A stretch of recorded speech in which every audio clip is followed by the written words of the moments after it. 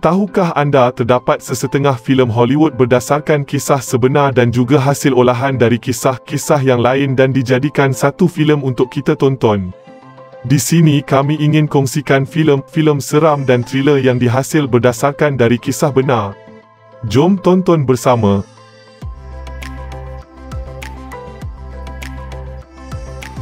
Nombor 6. Silence of the Lambs 1991. Filem thriller ini dihasilkan pada tahun 1991. Arahan Johann Dim dan dibintangi oleh Jodie Foster, Anthony Hopkins dan Scott Glenn. Diadaptasikan dari novel Silence of the Lambs tulisan Thomas Harris yang diterbitkan pada 1988. Watak Buffalo Bill dalam filem ini diambil dari kisah seorang pembunuh bersiri yang sakit jiwa, Ted Bundy. Seperti Bill, Bundy juga akan membuat dirinya seperti tercedera untuk menarik wanita sebelum menculik dan membunuh wanita berkenaan.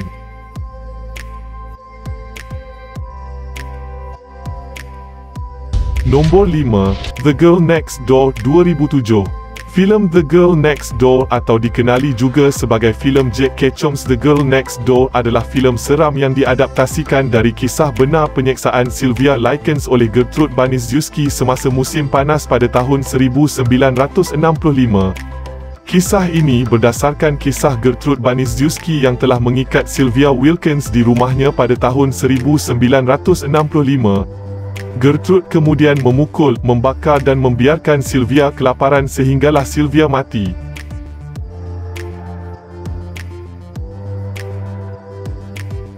Nombor 4. The Conjuring 2013. Filem Conjuring ini mengambil daripada kisah benar yang mana sebuah rumah yang berhantu di Rhode Island pada tahun 1970-an.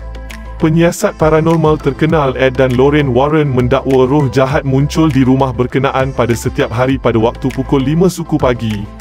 Banyak kejadian yang menakutkan terjadi kepada keluarga tersebut. Roh Bathsheba Sherman yang dikatakan mengganggu keluarga Perron dikatakan sebagai seorang yang mengamalkan ilmu hitam. Filem ini Conjuring antara filem-filem seram yang mendapat box office.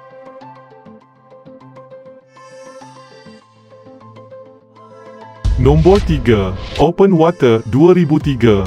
Filem Open Water berdasarkan kisah benar pasangan Tom dan Eileen Lonergan yang terdampar di lautan berdekatan Great Barrier Reef. Bot yang mereka naiki semasa menyelam telah meninggalkan mereka tanpa sengaja. Mereka berdua tidak dapat dijumpai walaupun usaha besar-besaran mencari mereka dilancarkan. Filem ini menelan kos pembikinan sebanyak $130,000 tetapi berjaya mendapat kutipan sebanyak $55 juta, menjadikan filem berdasarkan kisah benar yang paling berjaya sekali.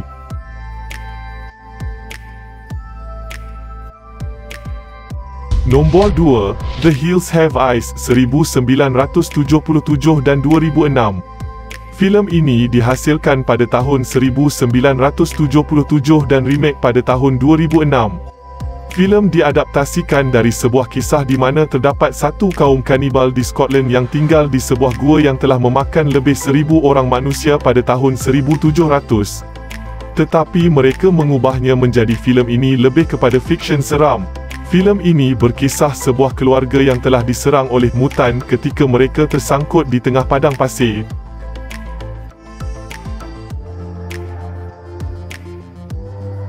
Nombor 1. Child's Play 1988. Filem Child's Play ini diadaptasikan dari 3 penjenayah terkenal Amerika pada waktu itu iaitu Charles Manson, Lee Harvey Oswald dan James Earl Ray. Hasil gabungan 3 penjenayah kejam itu menjadikan nama sebenar Chucky Charles Lee Ray.